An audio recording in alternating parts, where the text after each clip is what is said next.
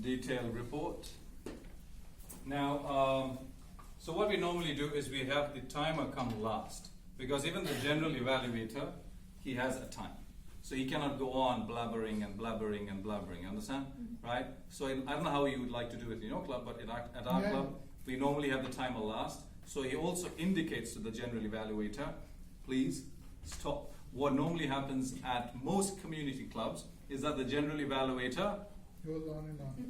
On and on. He absolutely enjoys the privilege of being here, and he goes at it. All right? So you normally come last, so you indicate to the GE as well that your time is up. But I'll just invite now the grammarian, and that is Toastmaster Darshana Barua, to give us her report on our language.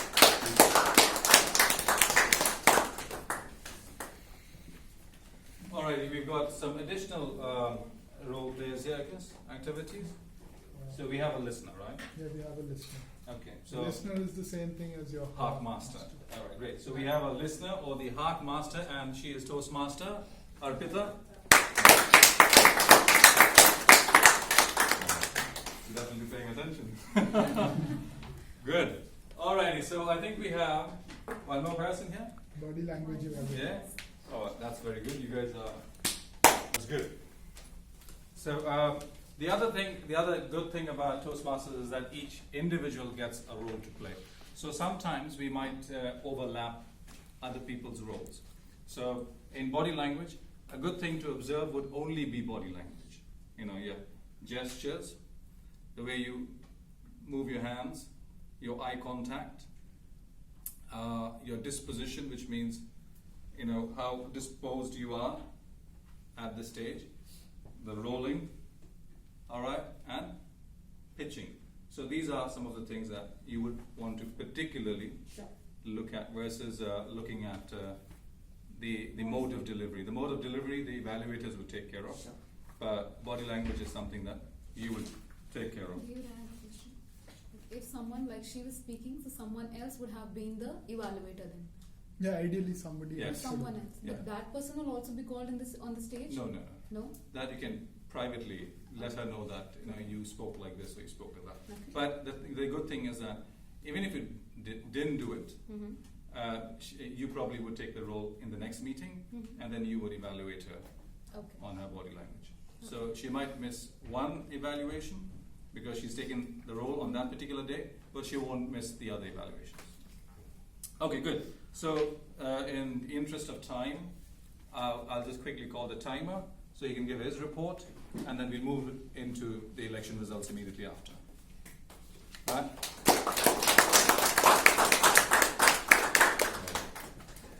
Now he'll be happy. Alrighty. So good. So that's how the general evaluations would normally go. Be, like I said, be critical. Somebody used the word critical. But be encouraging.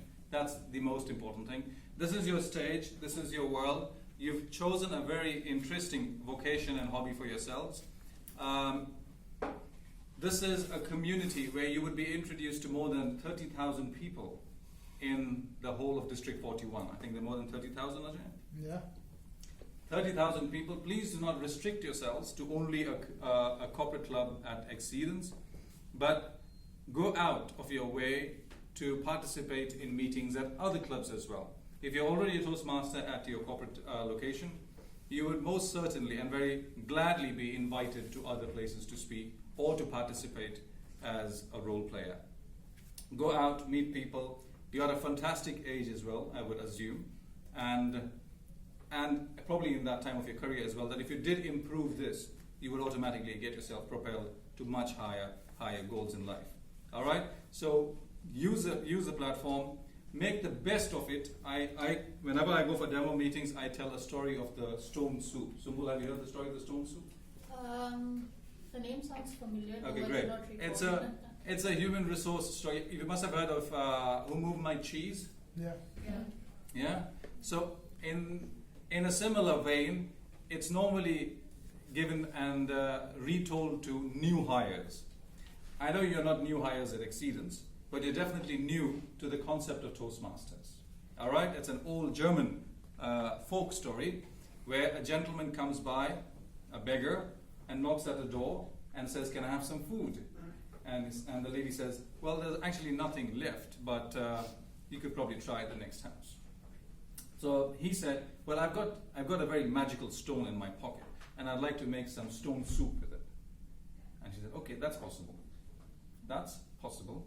So he gives her the stone and says, "If you could boil water and put the stone in it, and I could help with the creation of the stone soup." So they get chatting, and then he says, a little of cauliflower would do good, a little of onions would do good, etc., etc. Eventually, an entire broth is created. A full soup delicacy is created. And she said, "Well, that looks really nice. Can I taste some of your stone soup?" He said, "Of course, but give me a second." So he reaches in, takes the stone out, and he cleans it, and he tells her that this is a magic stone which I can't let go. So he puts it back into his pocket. He shares the broth into two, gives her half of it. He has half of it, and said, "This is amazing. Do you have some breadcrumbs left?" She said, "Yeah, I've got some bread as well. Take all of it."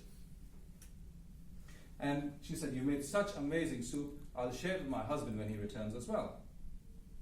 This is a platform for you. This is exactly your stone soup.